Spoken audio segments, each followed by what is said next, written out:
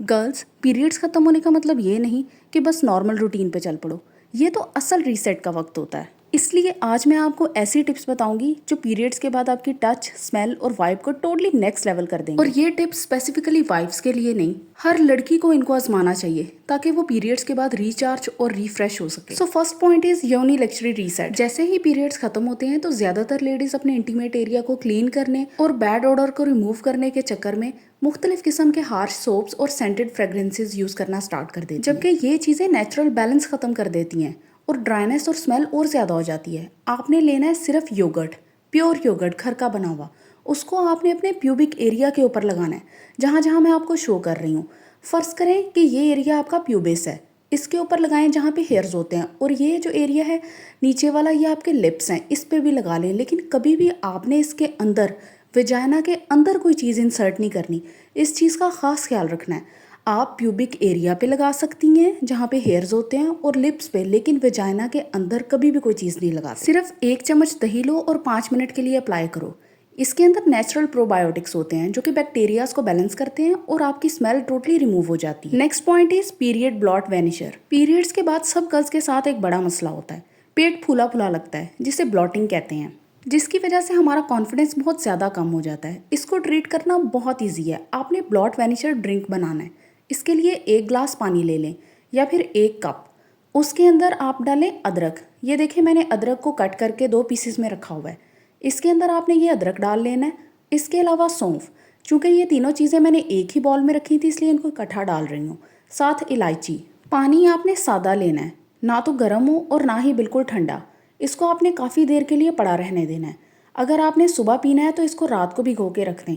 सुबह उठ के आप इस पानी को निहार मुँह कंज्यूम करें। दिन में कम से कम भी इसको 2 दफ़ा लाजमी पिएं, सुबह और शाम। आपने इसके अंदर ये जो सारी चीज़ें डाली हैं इनको नहीं पीना, सिर्फ आप सौंफ पी सकते हैं, लेकिन इलायची भी बाहर निकाल देनी है और आपने अदरक भी निकाल देना है। सिर्फ आपने पानी पीना है। इससे आपकी ब्लॉटिंग टोटली ख़त्म हो जाएगी, आपका पेट बिल्कुल साथ लग जाएगा। और अगर आपको पीरियड्स के दौरान बहुत ज़्यादा फ्लैचुलेंस का प्रॉब्लम है, जिसे गैस बन जाना भी कहते हैं, तो ये नॉर्मल सा ड्रिंक जो कि इंतहाई अफोर्डेबल है, इसकी चीज़ें हर घर में मौजूद होती हैं, इसको सिर्फ यूज़ करने से आपके ये सारे प्रॉब्लम, सारे इशूज सॉल्व हो जाएंगे। आप मुझसे अक्सर पूछती हैं कि हमारा पेट सुबह उठ के बहुत फूला फूला लगता है या फिर खाना खाने के बाद बहुत फूला फूला लगता है, तो आप इसको उस रूटीन में भी ऐड कर सकती हैं। नॉर्मल डेज में रात को भिगो के रख दें और सुबह पी लें। Okay, next point is 3D perfume effect. सिर्फ शॉवर लेना काफ़ी नहीं, आपने 3D लेयरिंग करनी है परफ्यूम की। इसके लिए जो परफेक्ट कॉम्बिनेशन है ना, वो एक तो निविया का वनीला बॉडी लोशन, साथ निविया का रोज केयर मिस्ट और साथ जे डॉट का वाइट मास्क। इंतहाई एलीट कॉम्बिनेशन है, इसको यूज करके देखें। थोड़ा सा एक्सपेंसिव कॉम्बिनेशन है, लेकिन ट्रस्ट मी, जब आप इसको एक दफ़ा यूज करेंगी ना तब आपको आइडिया होगा कि परफ्यूम लेयरिंग कितनी ज़रूरी होती है और राइट कॉम्बिनेशंस बहुत ज़्यादा इंपॉर्टेंट है, अदरवाइज डेडली फेटल कॉम्बिनेशन बन जाता है। Okay, next is mood elevation.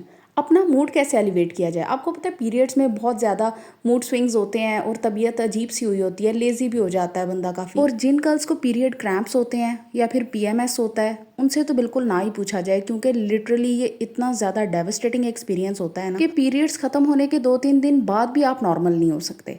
तो इस चीज़ को जल्दी अचीव करने के लिए कुछ ऐसे फूड कॉम्बिनेशंस हैं जो आपको लाजमी ट्राई करने चाहिए और महंगे भी नहीं हैं। एक तो डार्क चॉकलेट। डार्क चॉकलेट के अंदर आप डिप करें स्ट्रॉबेरीज। ये वो कॉम्बिनेशन है जो आपके मूड स्विंग्स को बहुत जल्दी एलिमिनेट कर देगा और आपके मूड को एलिवेट करेगा। आप हैप्पी फील करेंगी। अगर डार्क चॉकलेट अवेलेबल नहीं है तो खजूरें तो होती हैं ना, ऑलमोस्ट हर घर में खजूर का एक डब्बा लाजमी पड़ा होता है, तो आप खजूर यूज़ कर लें और उसके अंदर आलमंड स्टफ़ कर लें, हनी स्टफ़ कर लें।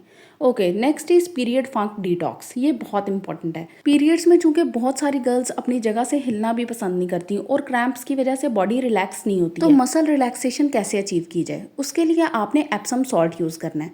1-2 चम्मच आप एप्सम सॉल्ट के ले लें। आपने सिर्फ एक बकेट लेनी है, उसमें पानी डाल लेना है और साथ में रोज़ वाटर 1/4 कप। इन दोनों के मिक्सचर को आपने पानी में ऐड करके अपनी टांगें उसमें डिप कर लेनी।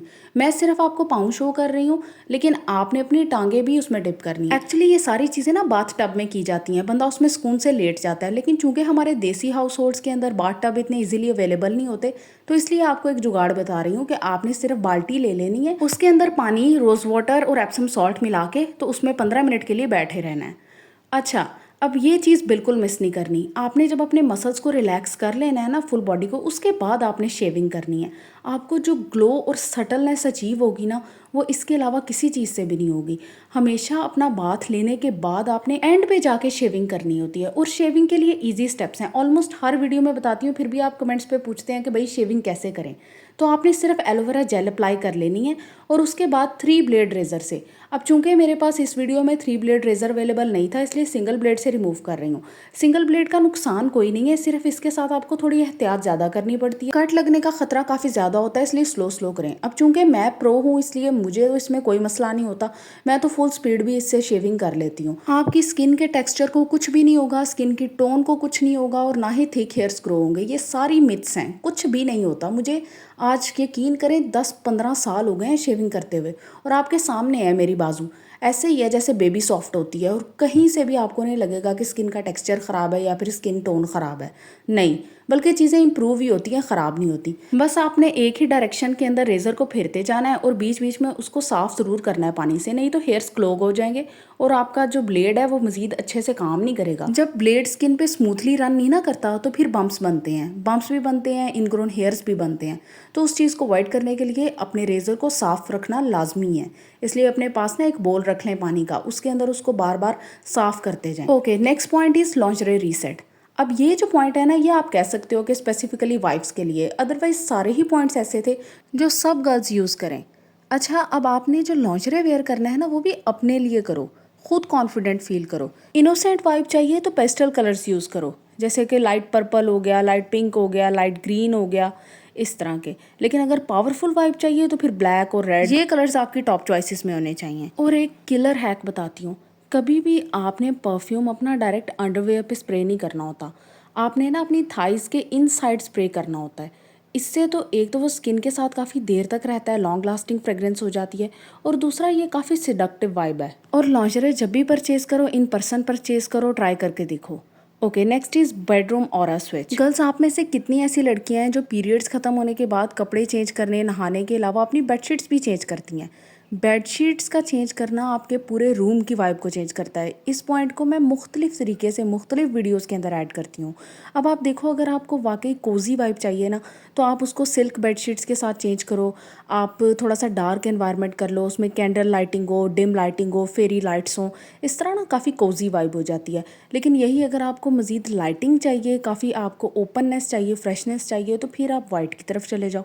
आपका जिस तरह का मूड है ना, उस तरीके से आप अपने बेडरूम के ऑरा को स्विच करो, क्योंकि पीरियड्स की जो नेगेटिव एनर्जी होती है ना, वो आपके साथ स्टिक रहती है। चाहे आप डेली शावर भी लो, फिर भी जो एक अपने आप से डर्टी अनहाइजीनिक फील आ रही होती है ना, वो इस तरीके से चेंज हो जाती है आफ्टर पीरियड्स। तो अगर वीडियो पसंद आई हो तो चैनल को लाजमी सब्सक्राइब करें, अपना फेवरेट हैक कमेंट्स पे मेंशन करें। Thank you.